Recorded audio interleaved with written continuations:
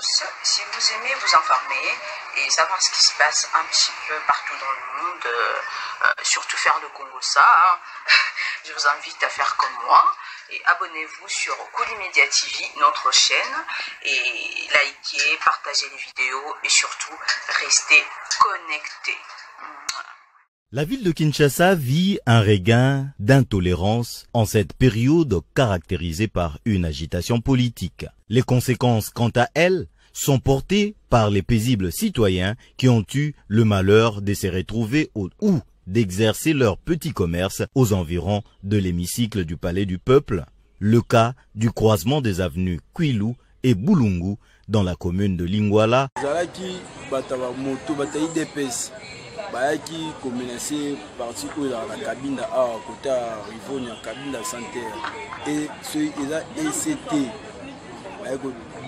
menace le moi makasi na milangi na banini basali menace le moni bali ba parapluie boye ba donc mitu que ça soit 4 biso ba jeune to kimaki to kokai do to kokai bangote bazaki belé ya osakanate bataille des pes tozo comprendre ceux ils a nini.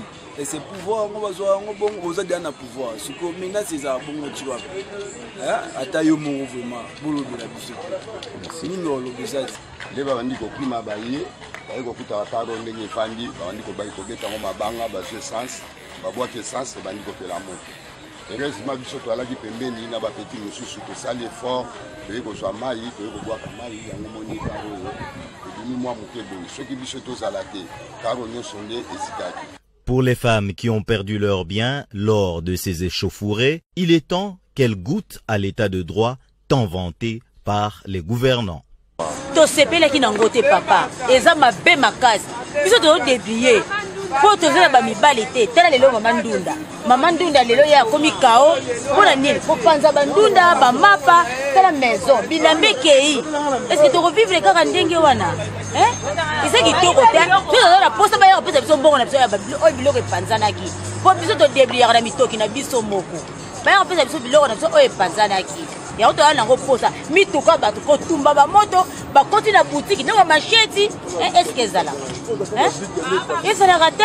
Jean-Jacques Kassende, homme de médias, figure parmi les victimes de cette intolérance. Son véhicule qui était dans ses garages a payé le lourd tribut, caillassé, saboté. Les saboteurs ont même tenté de mettre le feu à sa voiture. Le problème que ça dans Zalaki na Musala natika ki mutuka na awa na garage Zalaki na moi petite panne électrique et subitement mécanicien benginga esinga ke non yaka awa batu ya UDPS baso panza ba mituka eza na garage mutuka na basi ba pandi yango na éviter na osala ndenge nini. Alors j'étais choqué, je me posais la question ba pandi yango ndenge nini bala moko akati. Après, on a quitté le terrain. C'était le jour suivant, on a quitté le terrain, on a monaki yango. Et ça l'a passé. Ça l'a passé parce que nous, on va il y a eu des la classe, et si nous avons rotika, nous musala, na ba course nous même il y a un reportage au tout ça là. Ça là na mutuka o. Lelo kala ndenge ekomi. Destruction méchante et salemi na mutuka o nazo regretter. Parce que taba émission au to banda au sala. Même la partie a eu de peste au sala ba émission. Otala ki ba prendre exemple. Ozala président na ba émission nyoso to sala. Ba matériel et matemema maka na kati ya mutuka o. Donc on est même ba matériel. O ba trépied ba nini to sala na ba reportage. Alors les lots nazo regretté. Les lots qu'on a vu moko to banda ko bebisango. Ko ba benga ngombo asimboa. Donc c'est regrettable. Jean-Jacques Kassende ne sait pas sur quel pied danser. Il sollicite l'intervention de la première institution du pays ainsi que du parti présidentiel.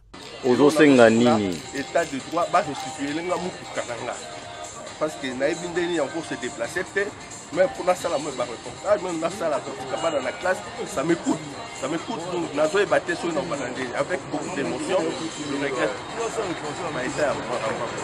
Pour toutes ces victimes, l'état de droit rime avec la réparation. Elle demande à ce que justice soit faite. La ville de Kinshasa vit un regain d'intolérance en cette période caractérisée par une agitation politique. Les conséquences, quant à elles, sont portés par les paisibles citoyens qui ont eu le malheur de se retrouver ou d'exercer leur petit commerce aux environs de l'hémicycle du Palais du Peuple. Le cas du croisement des avenues Kwilu et Bulungu dans la commune de Lingwala. Zalaki bataba moto batayi DPS bayaki ko menacer parti où la cabine à côté Rivonia cabine santé et ce eza ECT bayako bay menace vraiment makasi bayina na milangi na banini basali menace le moni bandi ba parapluie boye ba donc mitu que ça soit 4 biso ko ba gente to kimaki to kokai do to kokai bango te bazaki belé au sakanati bataille des pes toujours comprendre que ceux les anime et c'est pouvoir on va voir on bon aux adana pouvoir ce que menace c'est ça bon tu vois hein atayo mon vraiment bolo de la biso merci ni no lo bizaz les bandi ko klima baye baye ko kuta taro ndenge fandi bandi ko baye ko beta ngo mabanga ba essence ba boîte essence bandi ko pela moto. Heureusement biso to alaki pembeni na ba petit mususu to sali effort pe ko so mai pe ko boaka mai yango moni karo dimi moi mokebo soki biso to salate karo nyo sonde esikaki. Pour les femmes qui ont perdu leurs biens lors de ces échauffourées, il est temps qu'elles goûtent à l'état de droit tant vanté par les gouvernants.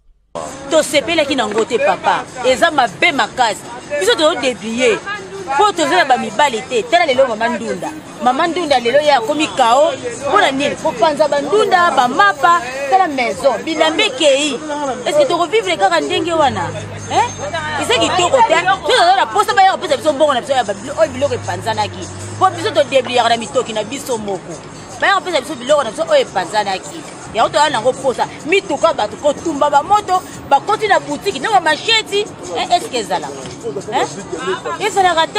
Jean-Jacques Kassende, homme de médias, figure parmi les victimes de cette intolérance. Son véhicule qui était dans ses garages a payé le lourd tribut, caillassé, saboté. Les saboteurs ont même tenté de mettre le feu à sa voiture. Le problème est dans Zalaki na Musala, natikaki mutuka na awa na garage ezalaki na mwa petite panne électrique subitement mécanicien abengi ngai ebisingaki no yaka awa bato ya UDPS bazopanza bamituka eza na garage mutuka na oyo basi bapandi yango nayebi te na osala ndenge nini.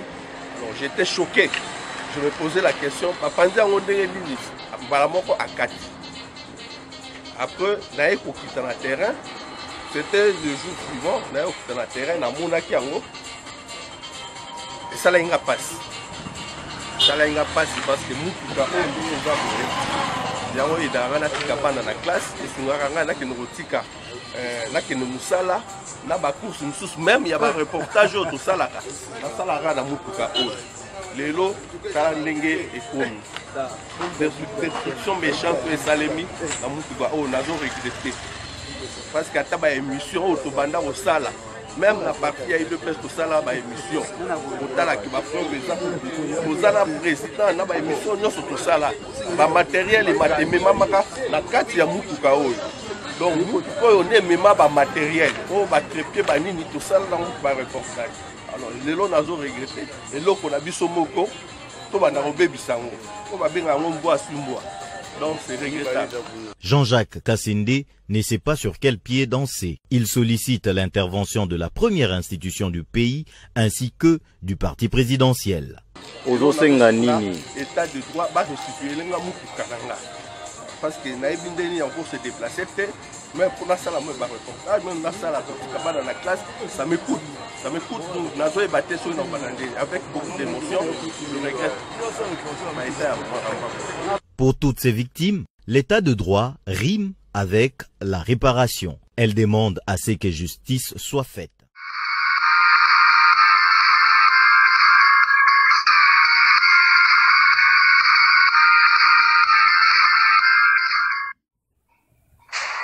Bonjour à tous, si vous aimez vous informer et savoir ce qui se passe un petit peu partout dans le monde, surtout faire le Congo ça, je vous invite à faire comme moi et abonnez-vous sur Koulimedia TV, notre chaîne, et likez, partagez les vidéos et surtout restez connectés.